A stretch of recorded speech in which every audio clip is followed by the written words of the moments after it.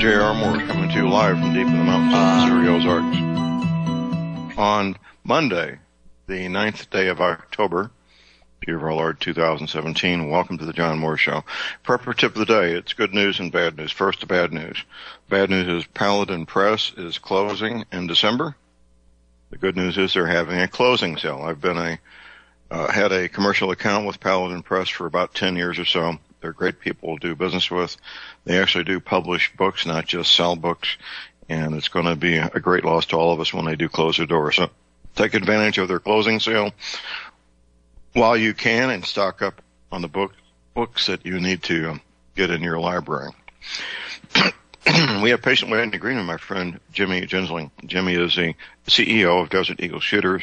Website is deserteagleshooters.com. Good morning, Jimmy. Good morning, sir. How are we doing today? No complaints. How about yourself? If I was any better, I'd be twins and we'd both be in trouble. All right. Twin Jimmy Ginsling, that's a scary thought.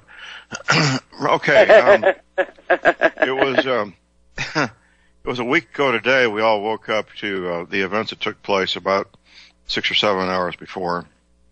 And a lot of analysis, a lot of flights of fancy, whimsical thoughts with no evidence that we've all heard. About the only thing I haven't heard is that aliens were there. But I'm going to give you my analysis of what I know so far, Jimmy, and I want your feedback. It appears this gentleman had modified, or somebody did it on his behalf, about 12 semi-automatic rifles with bump stocks. He knew the nature of these firearms, that they would overheat and fail in a short time. He had loaded magazines ready to go. I saw one of those 100-round mags that have been popular for a number of years. A heavy insulated glove, and that's a key thing. He knew what these firearms would do. He had a heavy insulated glove like you would use to hold on to a hot pot.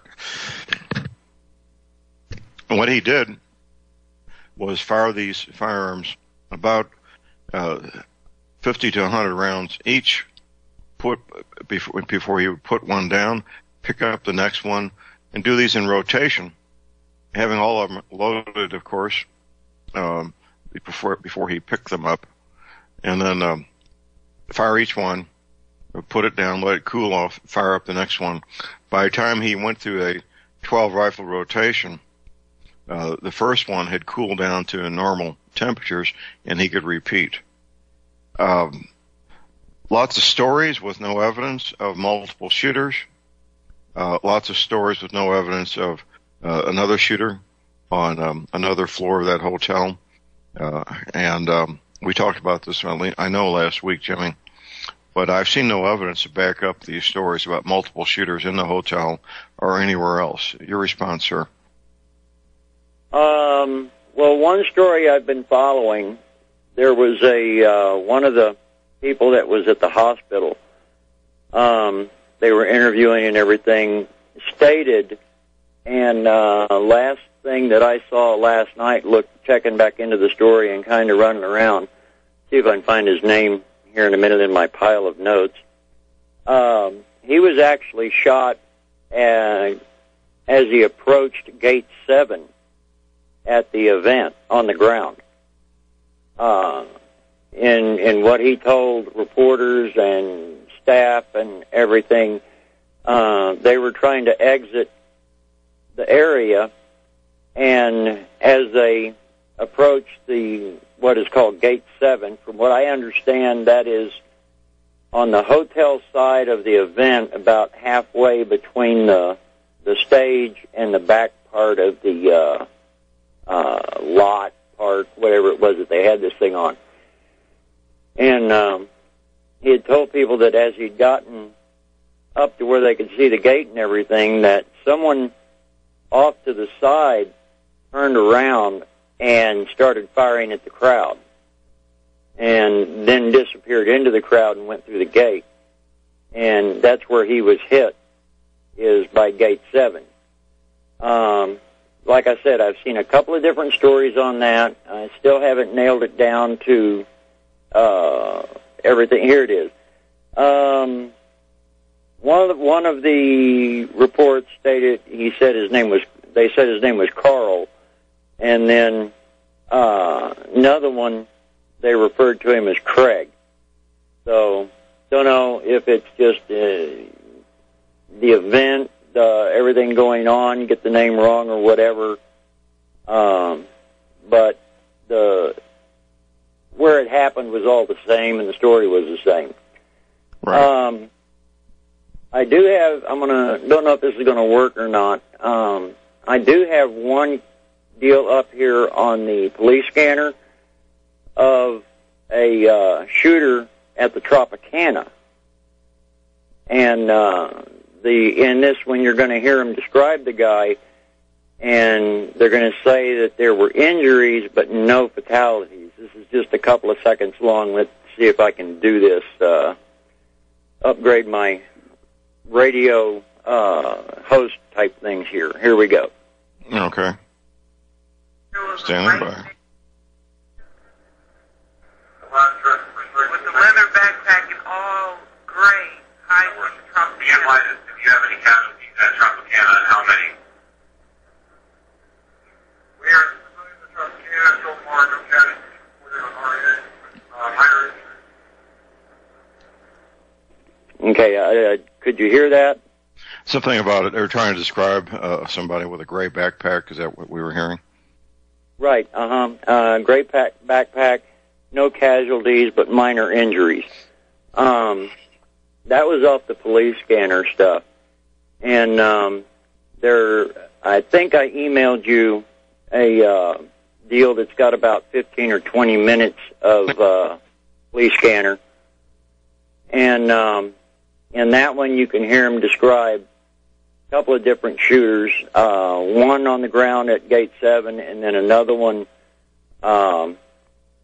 in some park. A friend of mine that did a little bit more research into it and everything.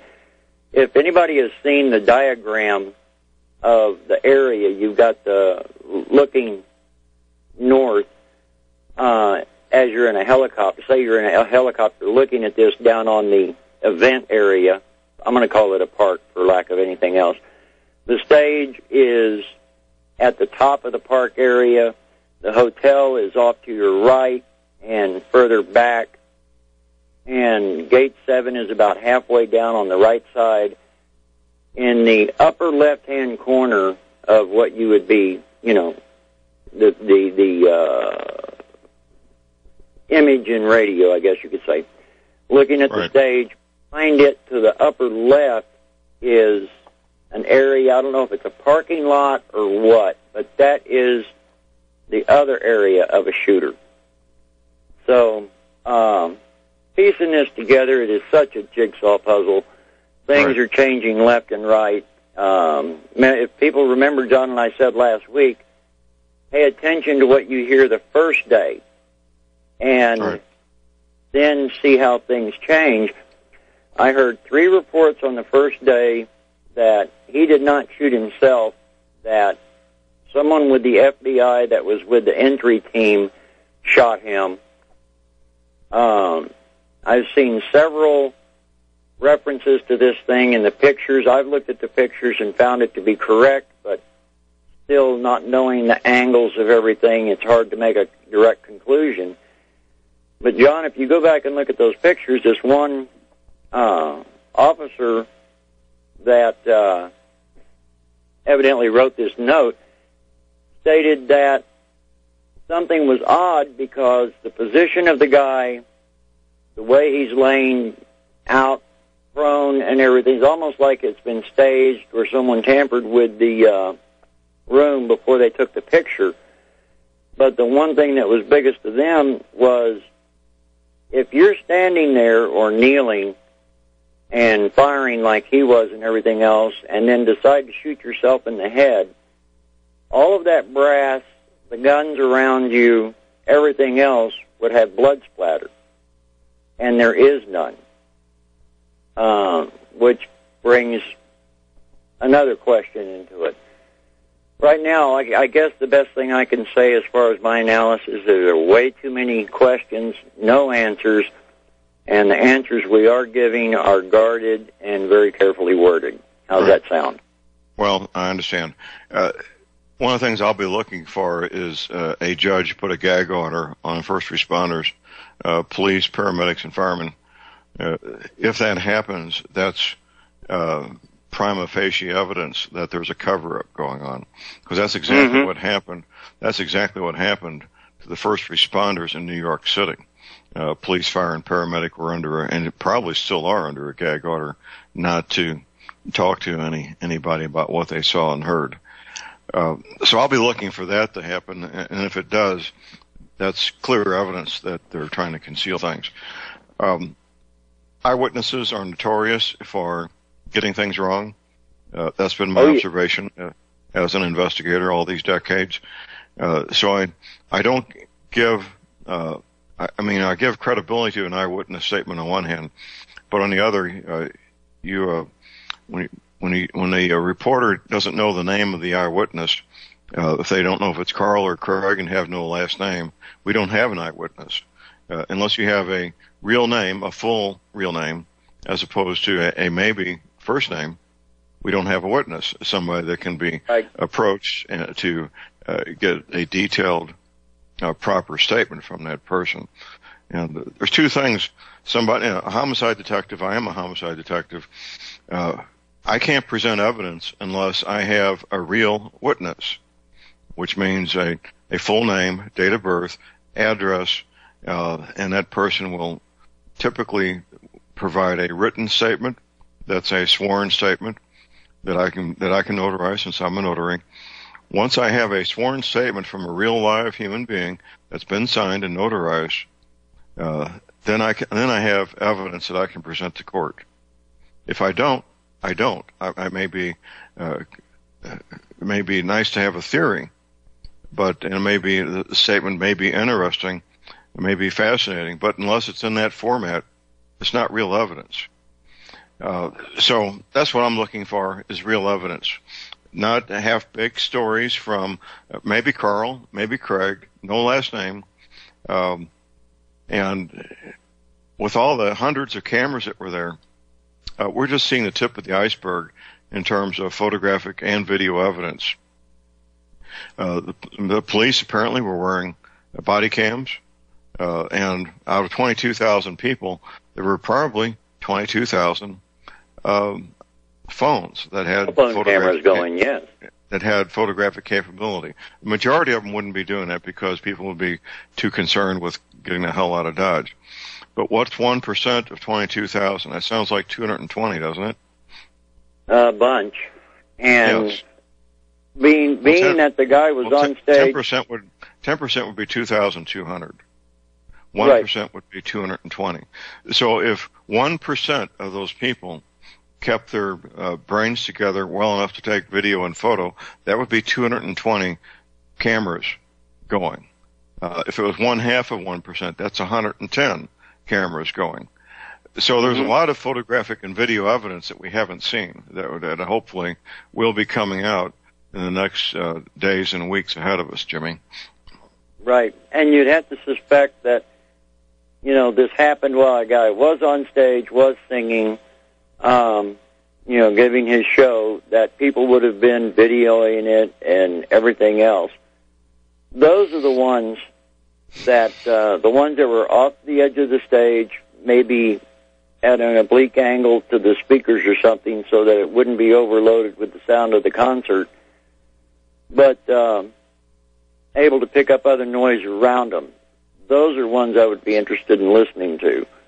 Right. But until we know something, and until there's an official report that can be backed up with facts, we're all just speculating. That's right. I'm afraid this thing is going to... Actually, Teresa made this comment. They were talking Friday, I think it was, about the release of the JFK records that have been sealed for all these years. Right. And Teresa Friday made a comment, something to the effect of, I hope this doesn't turn out like the JFK shooting and everything gets sealed and we don't find out for X number of years. Right. But I don't know. Now, on this same note, ladies and gentlemen, the shooting at this event, other shootings that have taken place, California, Florida, everything else. Friend and I, he came over last night to pick up some reloading supplies, and we were discussing this, and he was looking at a couple of our items that we carry. And one of them is soft body armor that it practically weighs nothing. It's not rifle rated. It is handgun rated up to 44 mag. And he was asking me to look in. He wants to get a couple of those pads ordered in the larger size, the 11 by 14. But unfortunately, and I think I've brought this up before, a lot of my customers at gun shows and here at the store and everything else on those items are parents buying them for their kids to go in their backpacks because of things that happen at school. Right. You and I, if we had discussed this about kids putting body armor in their backpacks 20 years ago, they'd have locked us both up as being crazy. Well, except for kids in the inner city have been doing this for at least 2 generations. So it's always applied to the inner city for at least 20 plus years. Right, and them, the more ingenious ones and everything, using heavy books and such as that and everything, always seems to help. But he was bringing it up last night that, this is going to become part of everyday life for people in the cities. Going to events like this and everything else, yeah, you've got your backpack. Yeah, you've got your clipboard, whatever. People are affixing these things to different items. Right. And carrying them with them.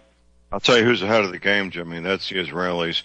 Israelis have, manufacturers have what appear to be normal-looking jackets and vests and coats that have ballistic armor built into them. They have a greater perception of a need, obviously, living where they live.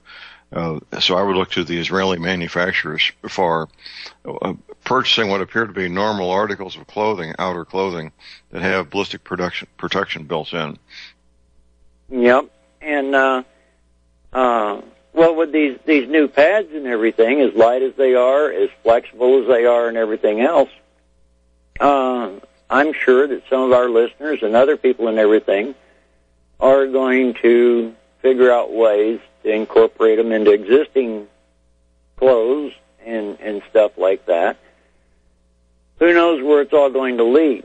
But what bothers me right now is this weekend, everything that I was doing outside of working around the place. And by the way, I'll have to send you pictures, John. I'm in the process. The proofing has been done. Now it's time to start the finish work and the detail work. But finished up a Colt Commander in 45 and a government size 1911 in 40 Smith & Wesson. So, been a little bit busy on the point too. I got a question for you.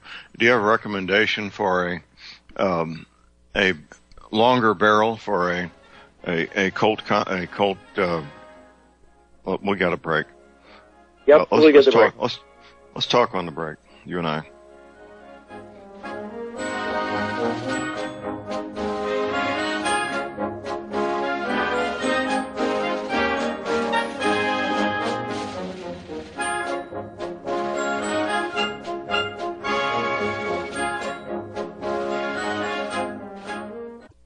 Ladies and gentlemen, J.R. Moore here. It's taken 3 years before I could offer the inter-shelter domes for sale. During those 3 years, several different governments and militaries were taking all their production. The inter-shelter dome homes may be just what you've been looking for to provide affordable, energy-efficient, permanent, and attractive housing. These dome homes are prefabricated units that can be assembled in a few hours by 2 men with a ladder and simple hand tools. Check out the photos of these dome homes built in the Arctic. on tropical beaches, in suburban areas, and in forests. All the details, many photographs, and the pricing of the dome homes are listed on the left-hand side of my homepage at thelibertyman.com. I think you'll find these homes are not only attractive, but they're energy efficient and a bonus. You can disassemble them and reassemble them as many times as you feel you need to. Pretty great, huh? Something that's very, very unique. Check them out at my website at thelibertyman.com. Thank you.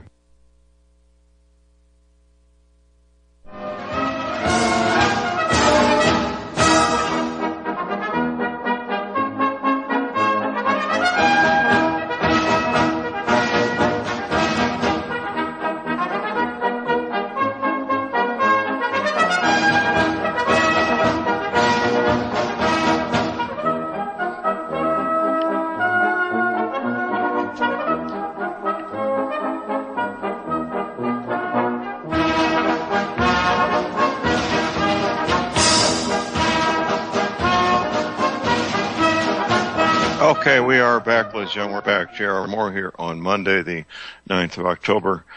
Tomorrow, Tuesday the 10th of October, I'll be speaking at the Johnstown Senior Center, Johnstown, Colorado, at 7 p.m. Free and open to the public. Look forward to seeing a lot of you there. It's a fun event. This will be about the fifth or sixth time I've done this. My friend Paul Martin helped me put these together. We're visiting with Jimmy Ginsling, the proprietor of Desert Eagle Shooters. That's deserteagleshooters.com. Jimmy, I want to talk a little bit about the proposed legislation that's being kicked around to ban these bump fire stocks.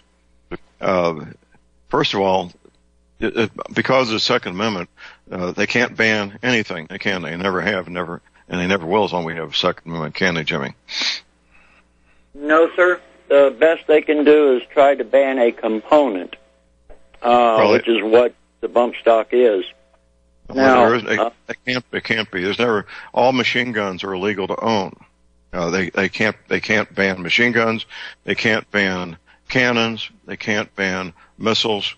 Nothing's been banned. This would be a first. There's never been a banning of anything, Jimmy. Oh, well, true. Yes, I understand what you're saying now. 202-224-3121.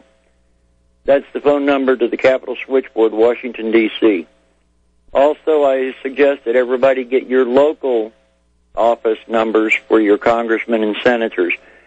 I've been saying this for years, and people jokingly look at me and think I'm joking and go, when I tell them, I says, I've got my congressmen and senators on speed dial, and I whip out my phone and bring up my favorites on the cell phone, and right there's only one phone number, and that's Congress. I've talked to our Congressman Pierce. He has concerns and everything about it, and I brought to his staff that, no legislation is going to do anything. No legislation would have prevented this. What they're talking about is a novelty. 99. The teller should be how many people don't even know about these things. If it was a common firearms product and everything, everybody would know about it. I basically explained to him, please don't let Congressman Pierce get on with some feel-good measure just because, as Nancy Pelosi said, we've got to do something. Right. We don't have to do anything. We don't. We don't. One of those situations that they're trying to do feel-good stuff that has absolutely no effect. They're just appealing to the crowd frenzy. That's all it is. We have a break. Stay tuned. We'll be right back.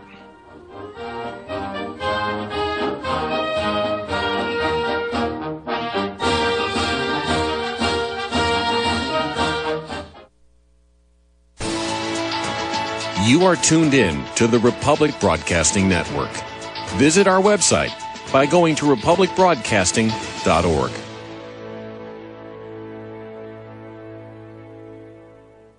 Ladies and gentlemen, J.R. Moore here. I've worked with men and women involved in the high-end shelters for years. With the Ozark Survival Homesteads, you get things you don't get with the high-end shelters. You get a opportunity to be in the bunker, of course. You also get a home, a 60 by 90 lot. You get your storable food, your livestock share, your garden, greenhouse share, your seed bank share. One person to have everything they need, right at $25,000. For a family of three, $37,000. You really need to check this out.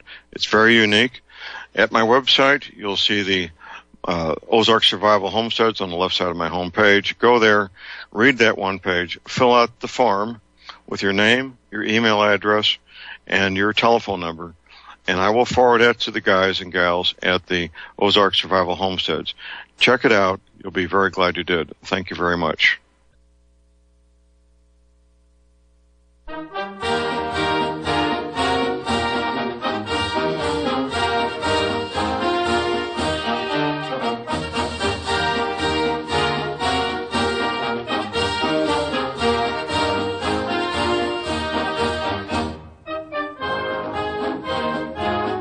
right, we are similar back. J.R. Moore here on Monday, the 9th of October. My website is thelibertyman.com. I hope by the end of the day today or at the latest tomorrow, we're going to have 2 new images from movies of continents with new coastlines. One is from the 1997 film Contact, and the other, let me pull this up here real quick, is what is that film? A TV show. Let's see. Oh, yeah, this is from the Smithsonian Channel about a week ago. It shows the center of the United States underwater. Fascinating image. So if you want to participate in this, just keep watching movies and TV shows. If you find an image of a continent with new coastlines, get that to me, and you get your choice of any of my 5 DVDs as a thank you. It's a fun project, and we can all participate in it. It doesn't cost you anything. Also, at my website, of course, are energy cleaners for sale. I use my energy cleaner every night when I'm on a road trip like I am right now. I use it on the seat of the car. I can go for 10, 12 hours. At the end of the day, I'm not dead dog tired. I'm actually feeling pretty good, believe it or not. Over-the-road truck drivers love their energy cleaners. If you have arthritis pain, yep, it'll probably help. Joint pain, back pain, probably help there also. Not getting a great night's sleep? Well, you will when you use the energy cleaner. So get yourself an energy cleaner. Only $285, shipping included to American zip codes. Be sure and check out the factory-made fitted mattress pads to go with the energy cleaner. It's a great combination. I have a toll-free order line 24 hours a day. Keep in mind that I offer a 30-day money-back guarantee on the energy cleaner. And, of course, that I take PayPal, most secure way to make any payment online. Here's that toll-free order line 24 hours a day. Don't try to call me. You won't get me. Order line only, 800-592-9543. I say again, 800-592-9543. Taking your questions, calls, and comments here at Republic Broadcasting at 800-313-9443. We're visiting with Jimmy Ginsling with Desert Eagle Shooters. That's deserteagleshooters.com. Jimmy, we always have new listeners. That's the nature of radio. I refer to talk radio as a classroom with a revolving door at the back of the classroom. Always new students coming in. One of the services you provide for people is to put together a kit with all the springs, extractors, and firing pins so that whatever rifle, shotgun, or pistol they've got can be used many decades in the future. Don't you do that, Jimmy? Yes, sir. If folks will provide me a model number and a serial number. Now, the serial number, ladies and gentlemen, is so I can determine if it's prior to or after any changes that the manufacturer makes. Sometimes they'll make a change in the spring length or the spring design, something like that, or firing pin will be modified and improved somehow, or may not actually fit the older models as well. But if I've got the model and the serial number, then I can put together what I call an oops kit. Oops kits are just that.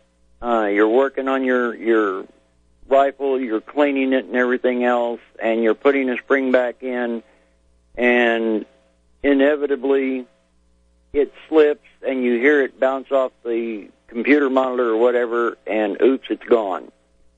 Guns use very small springs, and when they disappear quickly. Now, John, one interesting little tool that folks can get, not just for the oops that happen whenever they're cleaning or taking care of their guns and everything, but other things.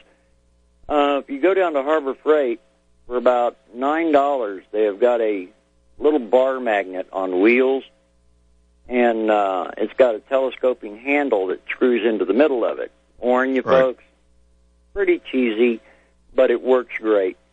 And you can take that and roll it across your shop floor or under things, and anything that's metal will jump to it, and you can find things like that. Person I know used one of those a while back. His daughter was learning sewing and didn't snap the lid shut on the straight pins, and Dad went to pick things up and move them away and everything, and of course scattered straight pins all over the carpet. Before they did anything, they went and got the little roll-around magnet, and they still find one occasionally, but they got about 99% of them. right, And right. Very handy item, folks, just to keep around for anything like that. Right. But I've got what I call I think they're called a contractor's magnet. The magnet is about 2 feet or so, maybe a little bit more than 2 feet wide, with 5-inch wheels on each end and a collapsible handle. I've ran that thing. The place where I live has been occupied by human beings for about right at a century, and I ran up and down my driveways, and I found about 2 pounds of nails and screws and pieces of sharp metal. It's pretty scary what I was finding, but I'm really glad that I did it, and I've no telling how many flat tires I saved myself, Jimmy. Oh, yeah. Yep. And we do that around out here. Lakewood was originally founded and plotted in 1904, but people had lived out here for 50 years prior to that. And so, yeah, I know exactly what you're talking about, things showing up in the driveway. But on the oops kit, folks, this is something that I recommend, and John recommends that everybody have. Couple of old tricks for you. It's if you've got a wooden stock on your rifle, take the butt plate off. If you don't have it, have one of your woodworking buddies or somebody help you, and bore a 3/4 inch hole underneath that pad in the stock, about inch and a half deep. Determining factor would be like your firing pin or the longest item in the oops kit, and put that inside there. And put it in a Ziploc baggie, coat everything with a little bit of grease, and put that in there. And then that way, if you're out in the field, you're far away from home or whatever, and something happens, you've got it. Simple Phillips screwdriver on your Swiss Army knife. Take the screws out of the butt pad, and there's your kit. Have that one there, and then have a separate one in your regular gun cleaning and maintenance stuff. And don't ever use the one under the stock unless you're far away where you can't get to the other one. And in that way, you're insured of always having replacement parts with you at all times. If folks will just drop me an email, you can either go to the website, DesertEagleShooters.com, and use the contact form there, or drop me an email direct at JIMI@HDC that's Hotel Delta Charlie, hyphen, little minus mark, NM as in New Mexico.com. So it's JIMI at HDC-NM.com. Let me know the model and the serial number, and I can get you a quote back on all the parts and everything that you would need for an OOPS kit.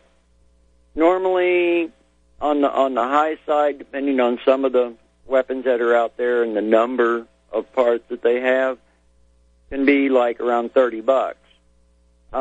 Most shotguns, rifles, handguns, the price is going to be right around $15 to $20, and that is a complete. And in that, I always put in a couple of screws, like grip screws for handguns. If there are any screws or anything like that in the stock that hold things together, I try to include those as well. So, minor investment saves from having a big headache someday.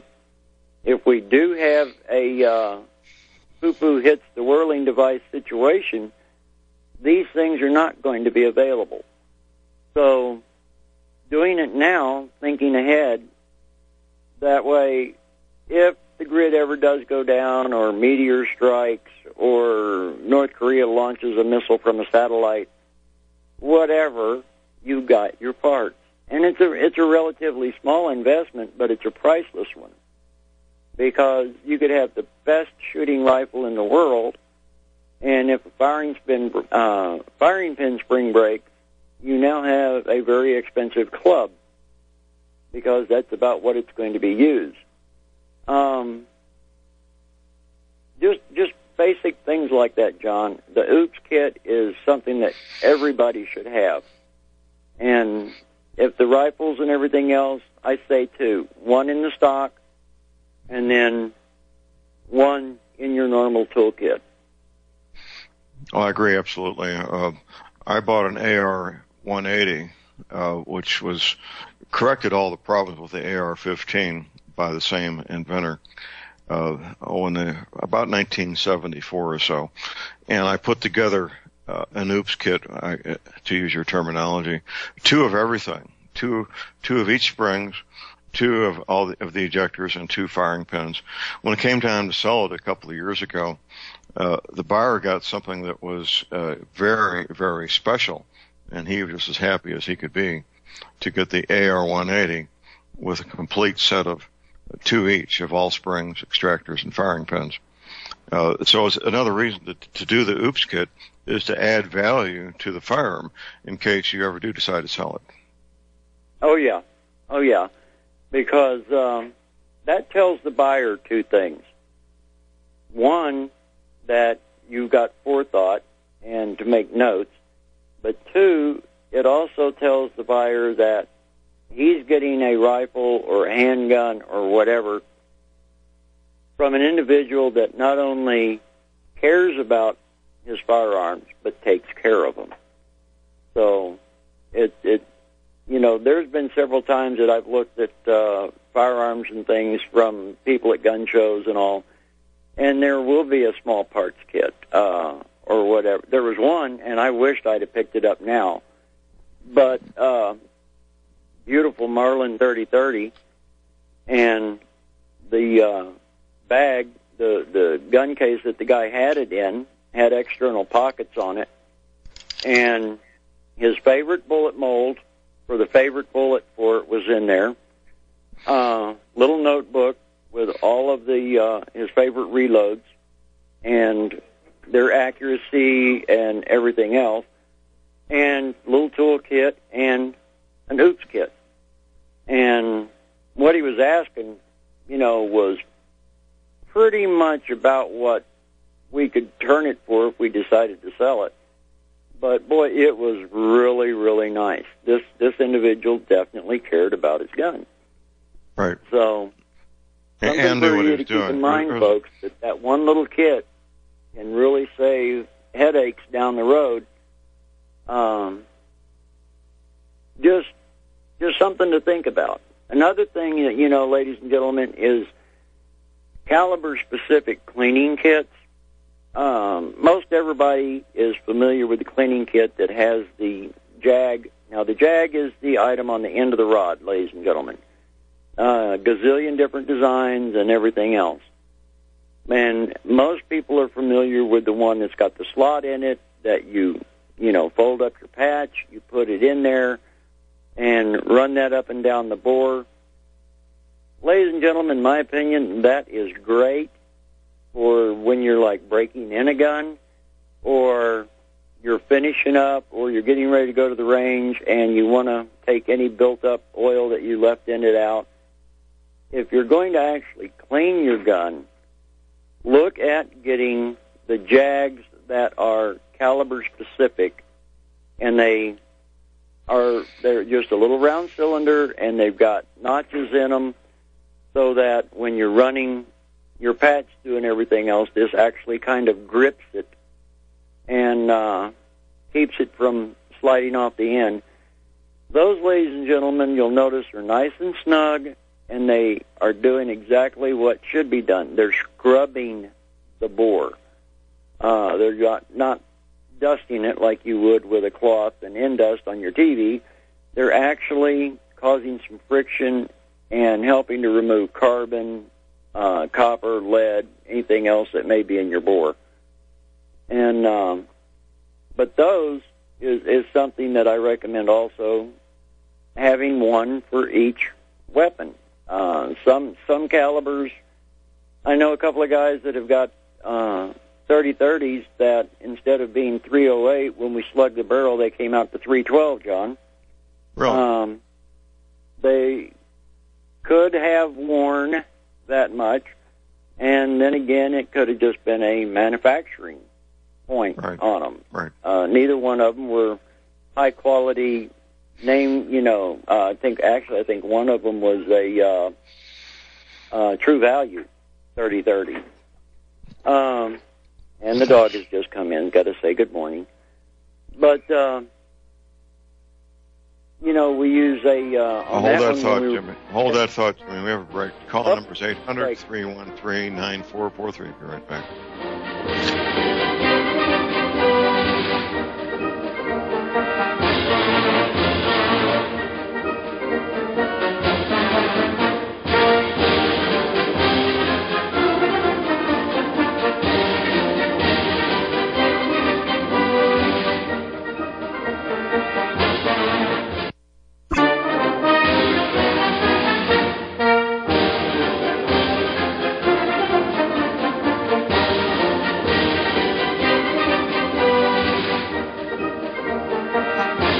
All right, we are back, ladies and gentlemen. We're back here, more here on Monday, the 10th of October, the 9th of October. It is the 9th. Visiting with Jimmy Ginsling, the proprietor of Desert Eagle Shooters. That's deserteagleshooters.com.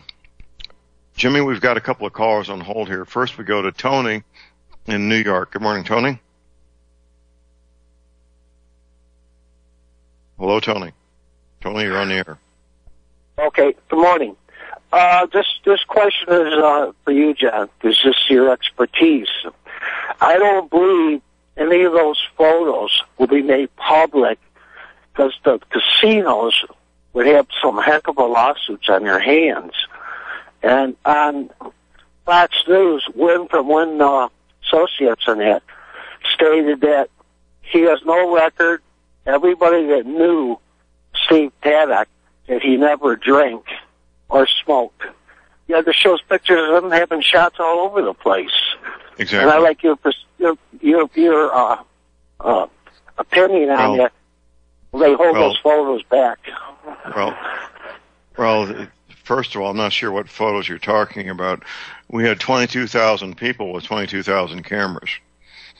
So what photos are you talking about here, Tony? The ones they show on the news of him having a shot. Well, they're already released, so they can't hold them back. That's a given. Right. Most mature adults can look at a person 64 years old, and I know I can, and he has the features, the facial features of somebody who's been drinking for 40 years. He does. I mean, that's what he looks like. He doesn't have the healthy, vibrant look of a man who's not an alcoholic. I would say the man, he either was an alcoholic or not far from it. So I think that's kind of a side note. It's an interesting side note, Tony, your observation about them wanting to protect themselves from liability. But I don't see where the hotel has any liability. They had no duty to stop this guy. So I don't see any liability. Anything else, Tony? No, I thank you very much for your opinion. I appreciate it. Oh, okay, thank you. Next, we go to regular caller, Rick in Missouri. Good morning, Rick. Good morning, Rick. How's it going? Good morning, Jimmy. Good morning, John. I've said before, and I'm not going to belabor the point, but I just don't think they're ever going to let us know what happened. And if I may say, I've heard all kinds of reports this morning, even on the mainstream media, that there was more than one shooter. But if you're shot from the 32nd floor with hardball ammunition, you're going to have a hole at a 45-degree angle going through you, which is not going to be the same sort of an entry-exit point that you'd have if you were shot by somebody on the ground, because that hole is going to basically be perpendicular to the ground. And, of course, I know they're going to say, well, were you bending over? I don't know. But there should be, with that number of holes and that number of people, they should be able to figure it out right away. But there was one more thing I wanted to mention, Jimmy, and this is unrelated to that. With respect to the magnet on wheels, you just can't live without them. I don't care how cheesy your magnet is. I can't tell you how many times I've been rebuilding something like a carb, and there are these little tiny springs that are every bit as small as trigger springs. And my fingers are, after all these years of working, my fingers are kind of hard, and I can't even feel them when I pick them up. And about half the time, I will shoot that across the room. We're out of time this hour. Thank you. You want to hold on, and you're welcome to. We have a break. Stay tuned. We'll be right back. Got one more thing. Okay.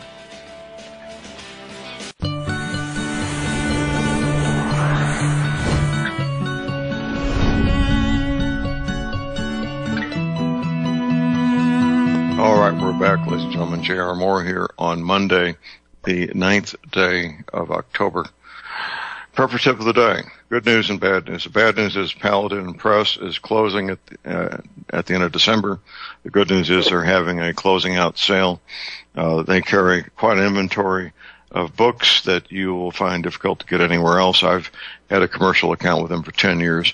They got the books. They're great people to deal with. I'm sorry to see they're closing, but you need to take advantage of their closing sale.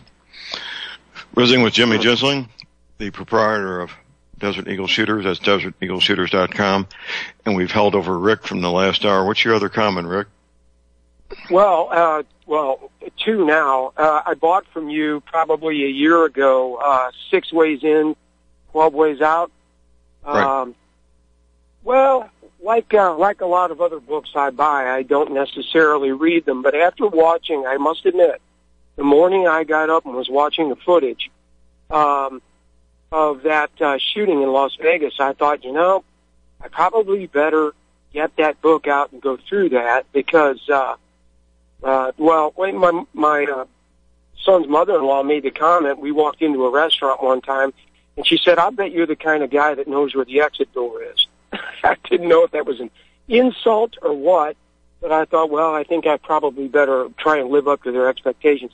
The springs, the small, really tiny springs that when you pick them up, you shoot them like a rubber band across the room, and they're so doggone small, you can't see them. And if you don't have one of these magnets, and I don't care if it's a trigger group or a carb, your game is over until you either find that spring or you buy another one, and I hate that.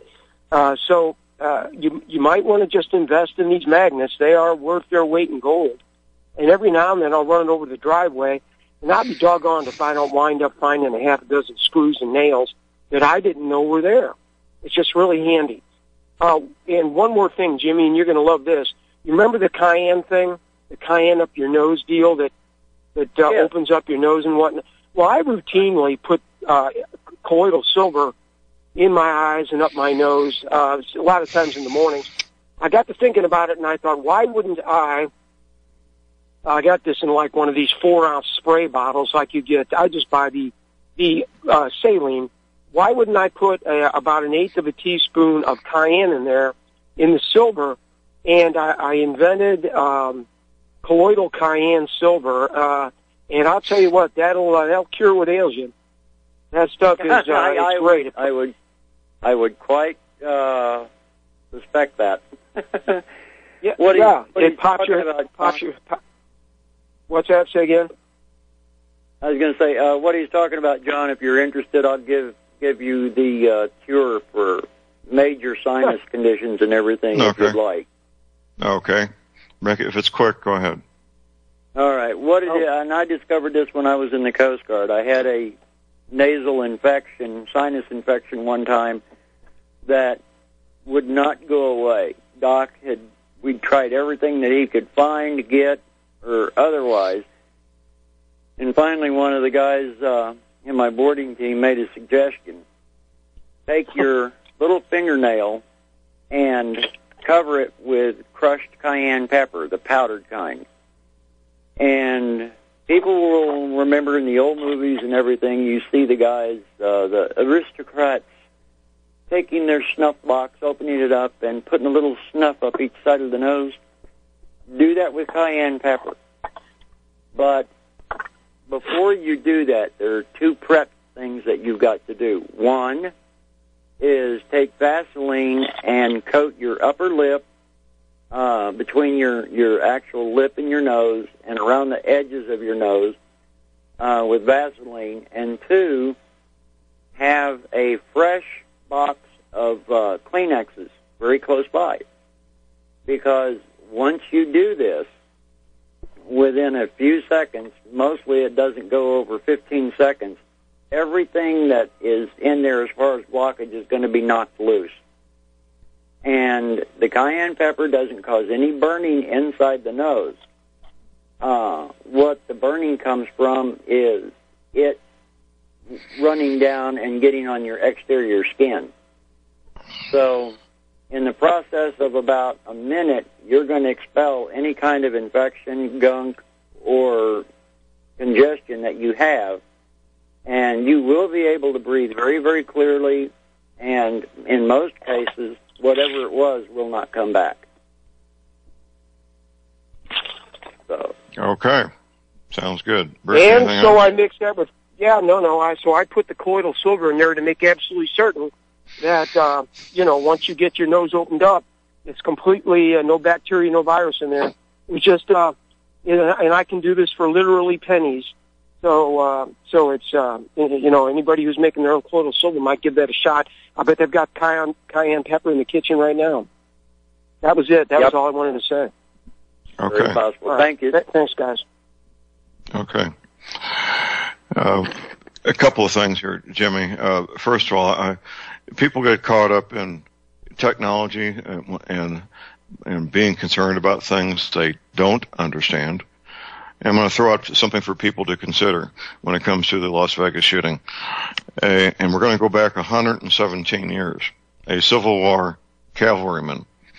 It was pretty common for a Civil War cavalryman to carry one Henry rifle, which would hold 16 shots, and 6 revolvers, 6 shots each. That would be 52 shots without reloading, which just happens to be very near the number of people murdered in Las Vegas a week ago last night. So the technology really doesn't matter. All the firearms that were manufactured during the Civil War are still being manufactured, and are not even considered firearms as far as the law is concerned. There's no registration. Buying a Civil War replica is just like buying a pack of chewing gum as far as the law is concerned. And people don't understand these things, that they get caught up in what they think is cutting-edge technology that can do things that can't be done otherwise.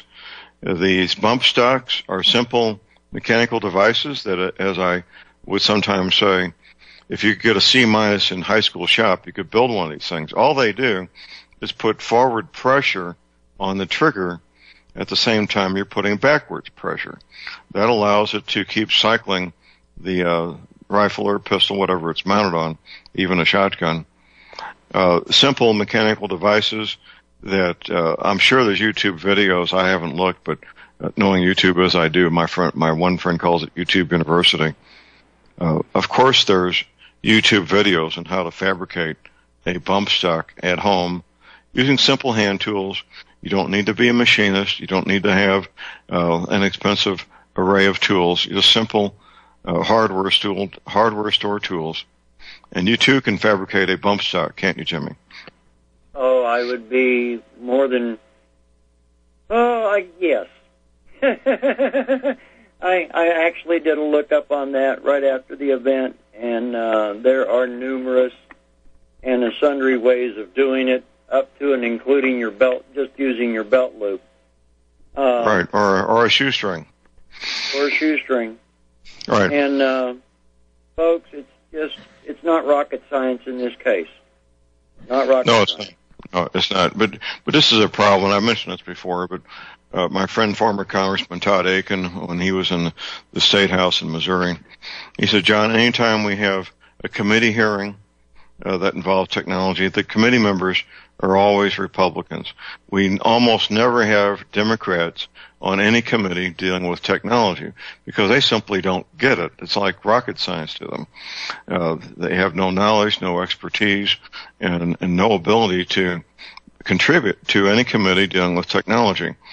And if they do end up on one of those committees, they end up being disruptive because their questions are inane and never ending. Most of us recall the tizzy that the liberals flew into when they first found out about 3D printing, and how for $1,000, actually just slightly under $1,000, you can buy a piece of equipment that would allow you to fabricate a receiver for a firearm using metal these days, of course, not plastic, and which of course means you can fabricate firearms at home in private with nobody knowing that you're even doing it. This toothpaste can't be put in a tube, can it? No, sir, it can't. And it just, if people question what you're saying and everything, just remember, go look at your Democrats and everything for the most part. They are the ones that inherently believe that if you move more troops onto Guam, that the island will capsize. It was building buildings is what it was. And how humiliating to make fool yourself in front of the entire population of the United States. But that was testimony in Congress. It was a committee hearing. The man giving his testimony, God bless him, he didn't call the congressman up and tell him you're a complete idiot. But they were talking about building structures on the island of Guam, which is U.S. territory in the Pacific Ocean. And the congressman, with a completely straight face, he was not being flippant or trying to make a joke. He did express his concern that if too many buildings were built on the island of Guam, that it might tip over. And I'm sure that can be found on YouTube. I haven't really looked recently. But, technology is simple. Now, in the area I live, which is very remote, very low population density, you go 10 miles to the 4 compass points, which would be about 400 square miles, which is that's not very much territory actually out where I live. I have guys with complete metalworking shops, woodworking shops, electricians. One of my neighbors owns 15 tractors, all of them antiques, except for 1 or 2. So if they're working on an 80-year-old tractor and it needs a part, they fabricate the part because they got a complete machine shop. This is not unusual. This is the way America is. All over the United States, you've got men with complete shops that can fabricate sophisticated pieces of metal from scratch. And that's all. That's, as I said last week, a World War II submachine gun is easier, simpler, and faster to manufacture than a Civil War revolver. The World War II submachine gun has not one, not two, but 3 moving parts. That's it. 3 moving parts. Simple, simple, simple. And, you know, the old saying, you know, necessity is the mother of invention. Not bragging on myself or anything, but using country wisdom and technology and things that my dad taught me years ago is what allowed my bride and I to get a 1,200-pound lathe from the driveway into the store and actually up onto the foundation for it, the table, with just her and myself.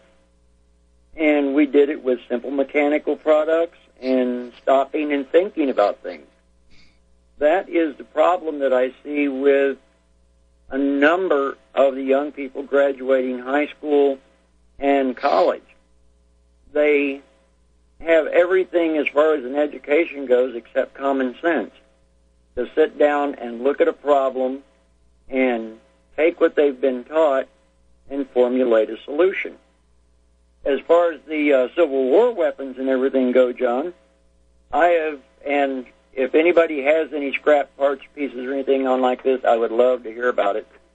But one of my hobbies in the store and everything else for the last several years is gathering and either refurbishing or fabricating new flintlock rifles. Flintlock is not that scary of a weapon once you understand how it works and get used to a flash right in front of your nose. Beautiful thing about a flintlock rifle, you don't have to have primers. All you have to do is have powder and ball. It's just that simple. And it's those things like that, John, going back to simple, is where I think America has really lost its edge. Right, right. Your comments about the flintlock rifle brings up the image of Charlton Heston at an NRA convention. He was president of NRA at the time, holding a flintlock rifle over his head and talking about, you can take it from my cold, dead hands. And the responses from the liberals, because I found out at that moment, didn't understand it before then, that liberals can't tell the difference between a 200-year-old flintlock rifle and a modern rifle. They both find them equally scary. Yep, and in that particular one that I am that you're referring to, probably what made you think that was there were several reports on news and in writing showing that exact picture of him holding that over his head, and liberals and Democrats referring to the audacity of Charlton Heston holding up an assault weapon at the NRA convention, and, you know... Well, at the time it was. In 1776, it was an assault weapon. Exactly. That's funny. George Washington's rifle is an assault weapon. Here's another call. We got Dan in Hawaii. Good morning, Dan. Good morning, Dan. How's it out there in the nice big islands? It's good, sir. Thank you. I wanted to quickly share a kind of an herbal thing that I found very important for older men, if I may. Please, go ahead. Thank you. At one point, about 3 or 4 years ago, I was having trouble with leg cramps when out planting trees. And it was so bad it would wake me up in the middle of the night. And horrible thing. And a couple of weeks later, I was listening to, I believe it was Joyce Riley. She was talking to a man from Tennessee or somewhere down there. And he mentioned that for leg cramps, what his mother used to do was immediately give him mustard. And he said that worked like a charm. So, of course, I was all ears when I heard that. And I took a regular squeeze bottle, the plastic type, and got it ready and put it by my bed. We'll hold on through the break here. We'll wrap up your comments after the show, after the break here, Dan. Hold on, we'll be right back. Ladies and gentlemen, J.R. Moore here. It's taken 3 years before I could offer the inter-shelter domes for sale. During those 3 years, several different governments and militaries were taking all their production.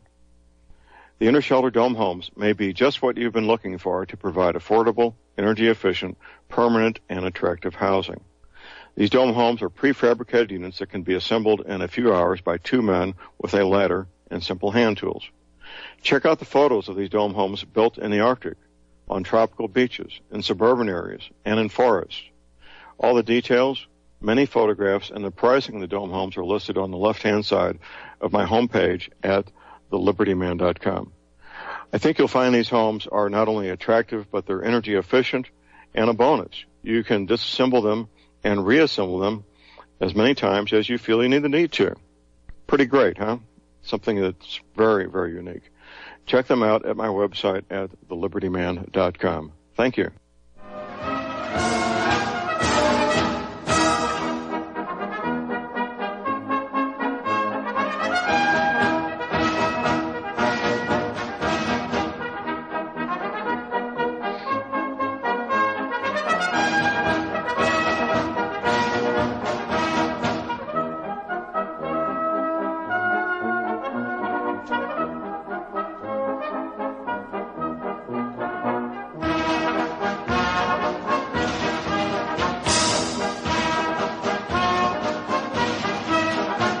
Okay, we are back. We're back, ladies and gentlemen. J.R. Moore here on Monday, the 9th of October.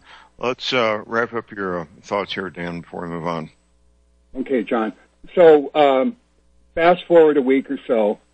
I'm awoke from sleep with a serious leg cramp in bicep femoris that runs from the butt down to the back of the knee. Huge muscle.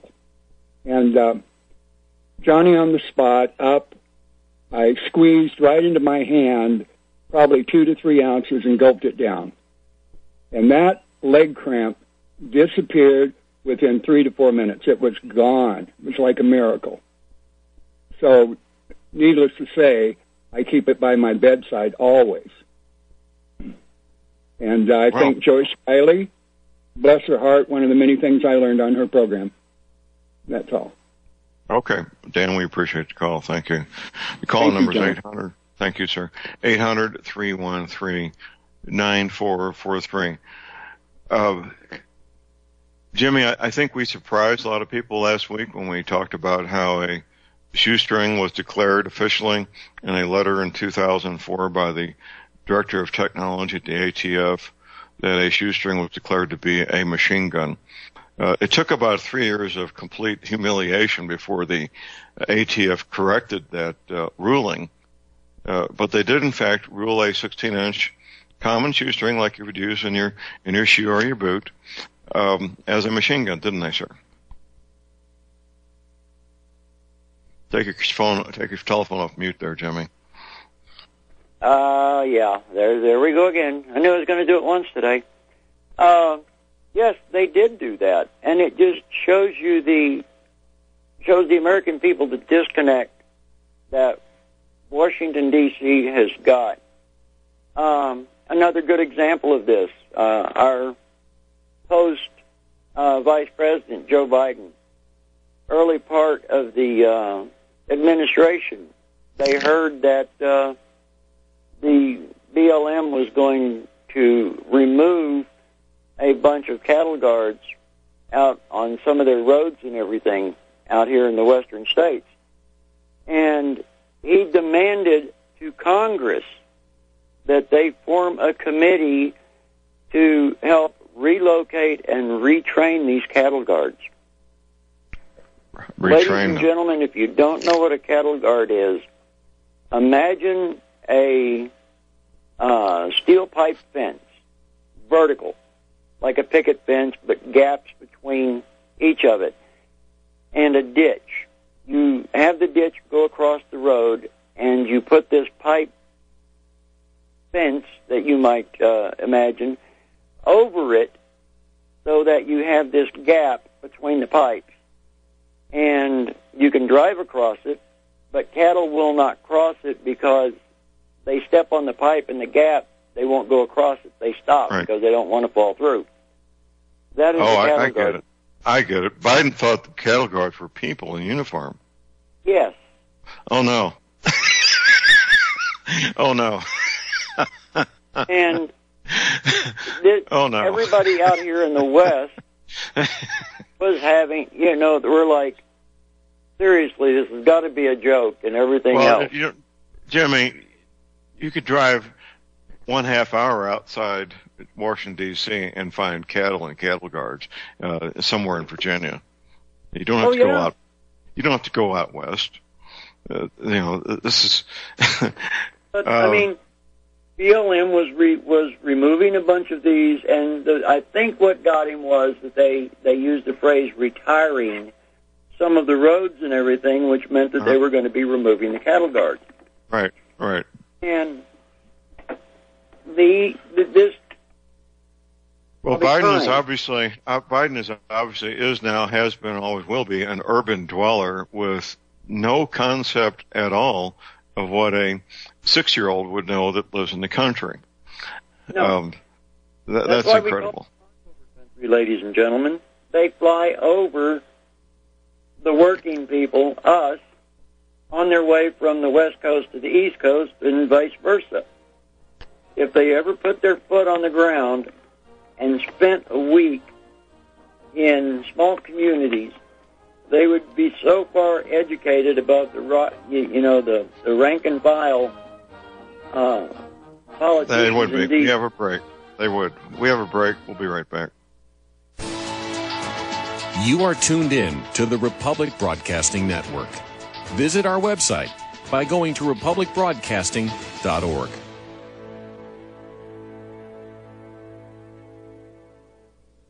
Ladies and gentlemen, J.R. Moore here. I've worked with men and women involved in the high-end shelters for years. With the Ozark Survival Homesteads, you get things you don't get with the high-end shelters. You get a opportunity to be in the bunker, of course. You also get a home, a 60 by 90 lot. You get your storable food, your livestock share, your garden, greenhouse share, your seed bank share. One person to have everything they need, right at $25,000. For a family of 3, $37,000. You really need to check this out. It's very unique. At my website, you'll see the Ozark Survival Homesteads on the left side of my homepage. Go there, read that one page, fill out the form with your name, your email address, and your telephone number, and I will forward that to the guys and gals at the Ozark Survival Homesteads. Check it out. You'll be very glad you did. Thank you very much.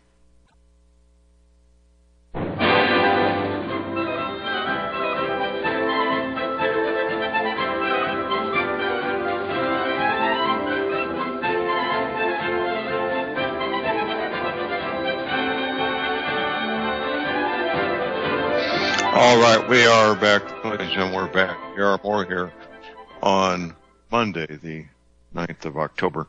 Tomorrow evening, the 10th of October, 7 p.m., I'll be speaking at the Johnstown Senior Center, Johnstown, Colorado.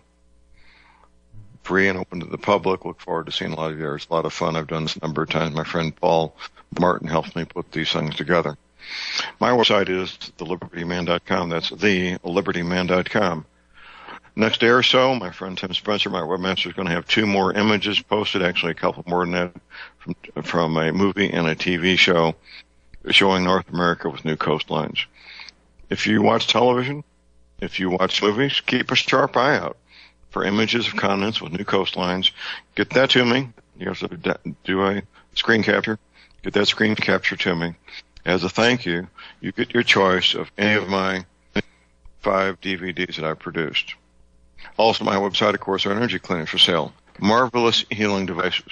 That's what they are, truly. Marvelous healing devices. If you have arthritis pain, joint pain, back pain, it will most likely help. Not getting a great night's sleep, it will probably help there also. Only $285 shipping included. Keep in mind, I offer a 30-day money-back guarantee. Be sure and check out the factory-made fit mattress pads. It's a great combination. People love them. I do take PayPal, the most secure way to make any payment online. MasterCard, Visa, checks may be sent to my address at thelibertyman.com. And, of course, you're risking nothing because of the 30-day money-back guarantee. Here's toll-free our line, 24 hours a day, 800-592-9543. So, again, 800-592-9543. Visiting with Jimmy Gensling, the proprietor of Desert Eagle Shooters at deserteagleshooters.com. If you've got a question or comment, we're talking about firearms and related items. Call number is 800-313-9443. Now, Jimmy, what's the best way for people to contact you, sir? Well, we've got 3 different ways. Of course, email, JIMI at hdc-nm.com.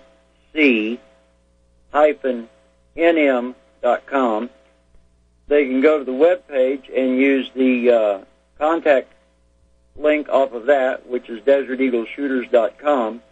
Getting some stuff to Tim this week. We're going to do some updates on our web page and get a few new pictures and articles and see if we've got some new hopefully we'll be having the Lee catalog and the Cato radio catalog and stuff like that up available for browsing on the web page. If he hasn't already got it, because I haven't checked it today, hopefully soon. And get a couple of other things up on there. One thing that I'm going to try to get on there, by the way, it's deserteagleshooters.com, ladies and gentlemen, www.deserteagleshooters.com. One thing that I'm going to be having up there soon, John, is I talk about and I build a lot of AR uppers, because if you've got an AR lower, AR-15 lower, you have the capability of, 7 different rifle calibers and just an unlimited combination of barrel lengths and accessories and everything that can all go with that. I got a question for you. It was introduced in a custom build for a AR 300 Blackout AR pistol for a friend of mine and prior service Coastie. It's the Dolo system, and rather than swapping the upper, if the barrels that you're going to be swapping uses the same bolt carrier and everything, then you don't change anything.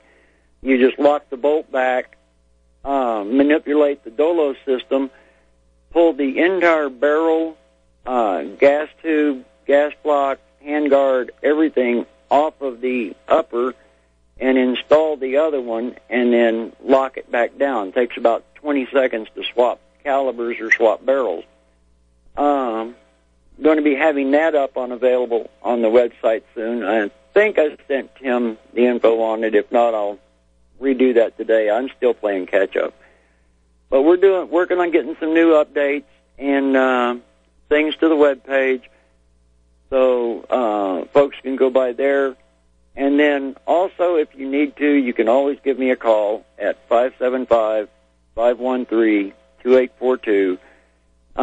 Ask questions. I can help you work through problems that you may have or anything else. We've done that with several of our listeners. So that way, we're here. Ladies and gentlemen, we don't run 9 to 5 hours. If you're out west sometimes or in southern New Mexico and you want to swing by and you can't get here till 6 or 7 in the evening, give us a holler. We'll leave the gate open and the coffee on. But we're here for our customers, John. We've built our business and everything on providing our customers with the best quality products, everything from mag pouches and belts and backpacks, gun bags, drag bags, shooting mats, all the way up to custom-built AR platforms. And, we got started off doing this now it's about 16, 17 years, supplying the guys coming into the FLETC, Federal Law Enforcement Training Center here in Artesia, Border Patrol guys coming in. We could completely outfit them with everything they needed, backpacks, bags, everything, for under $200. And that was just something that we did. And then we gradually grew into it, that we actually got a store and doing the gun shows and everything else. So we don't have the answers, all the answers all the time, but I've got a very well-educated group of individuals that I can always turn to, and they can help me through a problem. So that's the way we operate, John. And okay. Yeah. Well, tell me, Jimmy, have you ever built an upper for 45 ACP? No, I haven't.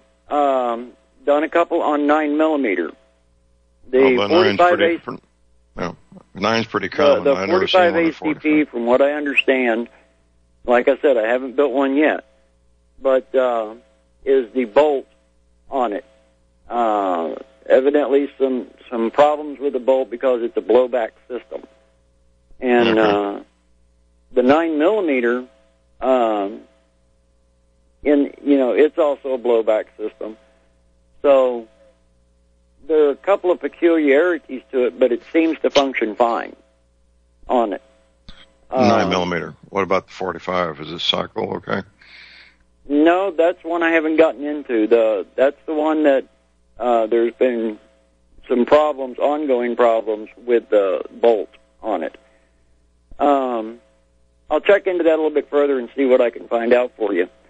And however, if you are interested, I do have. Go ahead. It probably needs a heavier bolt, heavier spring. That's my first thought, without even getting into engineering details.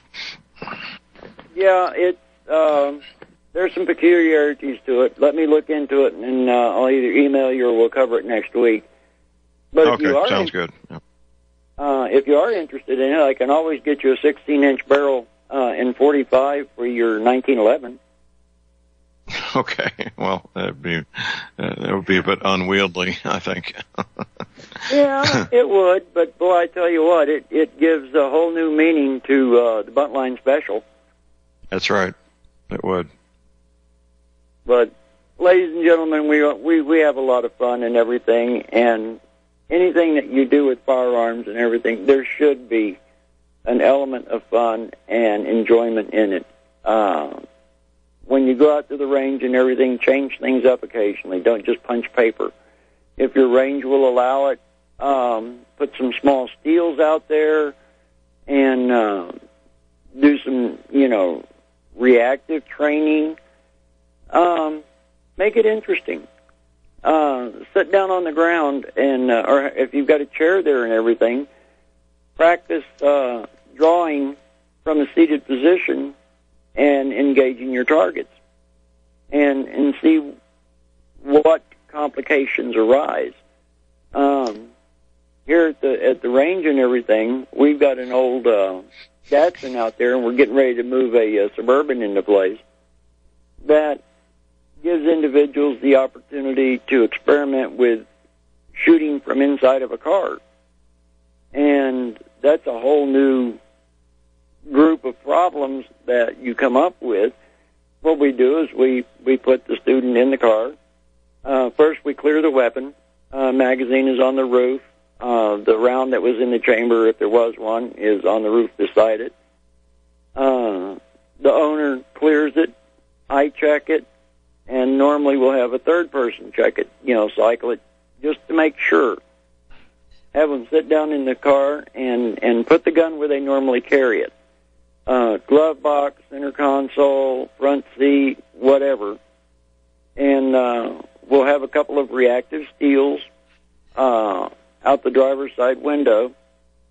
And when I say threat, the clock starts running, and it's judging the time that it takes for the individual to get the gun out of wherever it was and point and engage the target.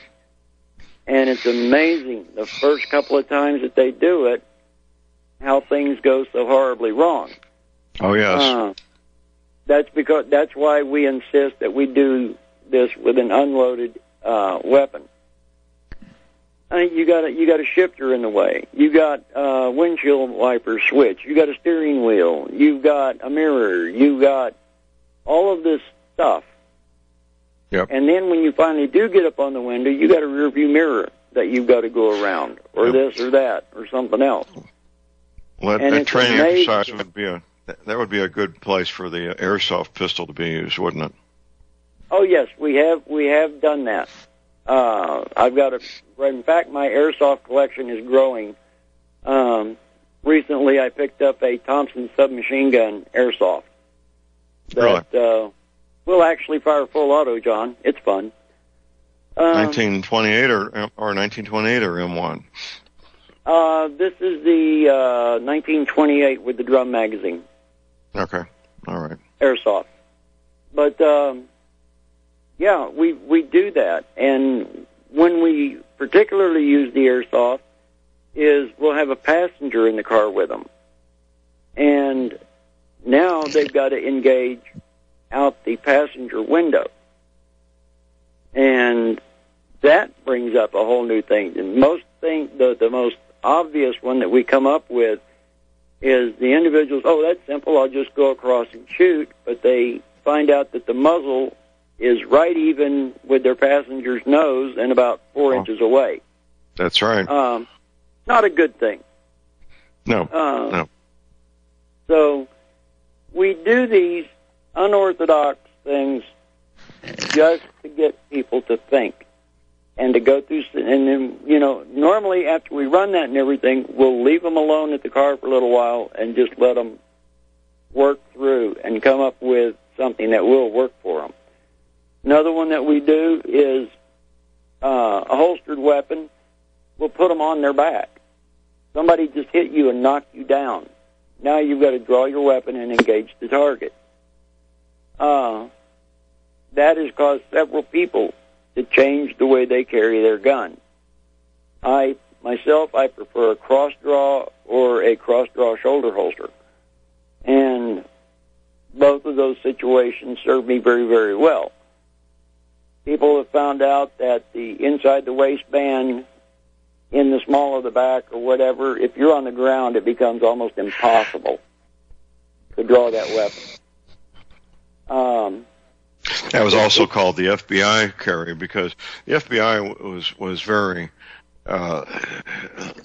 unmoving. They required, I don't know if they still do, but they may.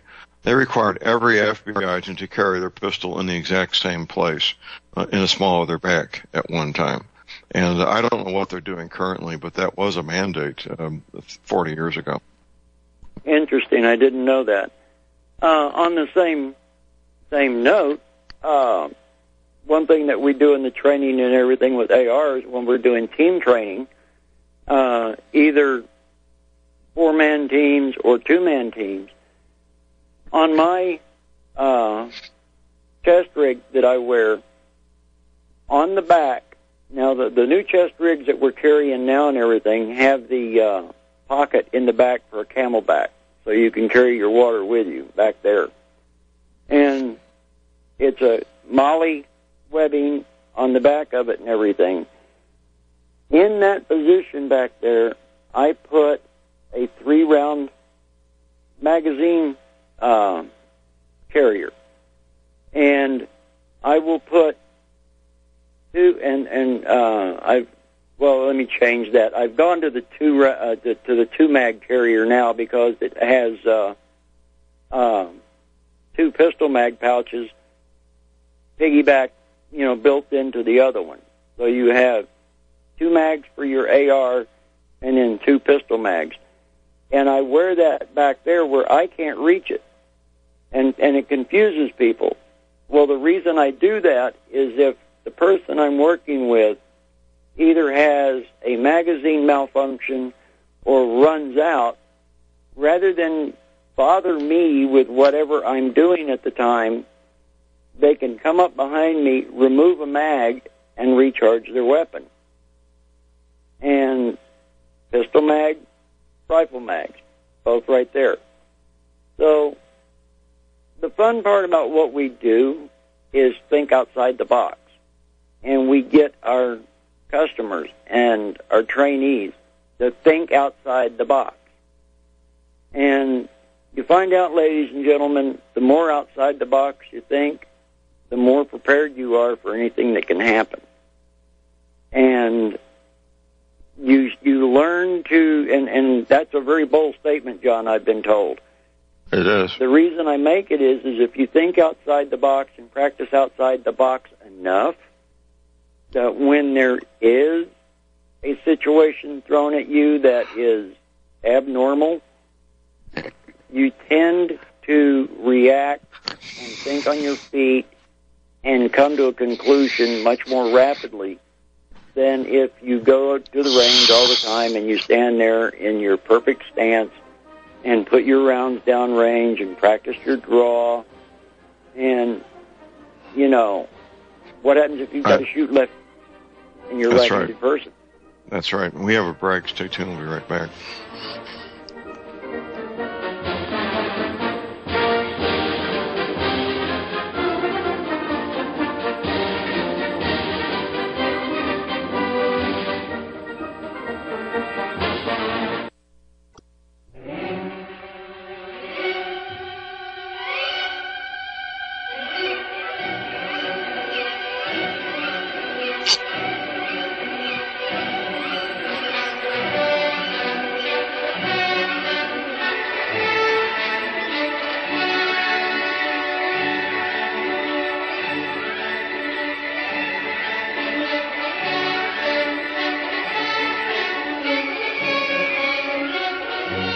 All right, we are back, ladies and gentlemen. We're back. J.R. Moore here on Monday, the 9th of October, visiting with Jimmy Ginsling with Desert Eagle Shooters. That's deserteagleshooters.com. We got about 3 minutes here, Jimmy. Yeah, it is beginning of a new week, folks. And just out of curiosity, John, off the subject a tad bit, did you happen to see what our vice president did over the weekend or hear about it? Yes, you had a football game. One or more football players took a knee instead of standing for the national anthem, and he exited the premises. It's something that I need to look into, but there was a flag rank officer in uniform standing behind the vice president who was standing at the position of attention and did not have his hand over his heart or salute. Now, when you're in uniform, I believe you're supposed to salute the flag. Has always been my understanding. Is that your understanding also? Well. Yeah. Yes. So, thank you for the confirmation. Maybe he was distracted, but I would think a flag rank officer would know better than to just stand in a position of attention and not salute the flag during the national anthem. That kind of took me by surprise. But the vice president did do the right thing. He exited the premises when the player did not stand for the flag, and that was the right thing to do, don't you think? Oh, yes, sir. And was very, very proud of him because it did make a scene, and everyone did notice. I haven't seen how the networks and everything handled it quite so much yet, but we shall see. Other thing that is interesting that you might like to know if you didn't, for years, veterans in civilian clothes were not supposed to salute the flag during that. It was with a hand over your heart. And several years ago, a ruling was made that veterans now have the option. They can stand at attention and salute the flag or the hand over the heart. I prefer the salute myself. I alternate depending on my mood at that point in time. But sometimes I'll salute the flags, and sometimes I put my hand over my heart. But it is now perfectly acceptable. And if, by the way, our final note for the day, ladies and gentlemen, if you keep hearing your liberal friends and acquaintances and everything referring to assault rifles and everything, remind them that in order for it to be an assault rifle, it must have a happy switch on it, which means that it must be able to go full auto. That is the one point that people do not understand. The only true assault rifles are only the ones that can go full auto. So otherwise, it is just a modern sporting rifle. Jimmy, about a year ago, I was on a long stretch of highway, and I saw the Patriot Guards ahead of a funeral procession. I stopped the car and stood at attention to salute the entire procession as they went by. That was awesome, sir. We got to welcome a young man home in a box a number of years ago in Roswell. Killed in action, kid was coming home, and we got to participate with the ride at Roswell Airport and the Patriot ride. We're out of time, Jimmy. We're out of time. We'll be back tomorrow morning. Get your medical supplies, energy, cleaning your essential oils now while you can, your firearms, ammunition. Never, ever give up your guns. Have a fun, safe, productive day, and God bless America.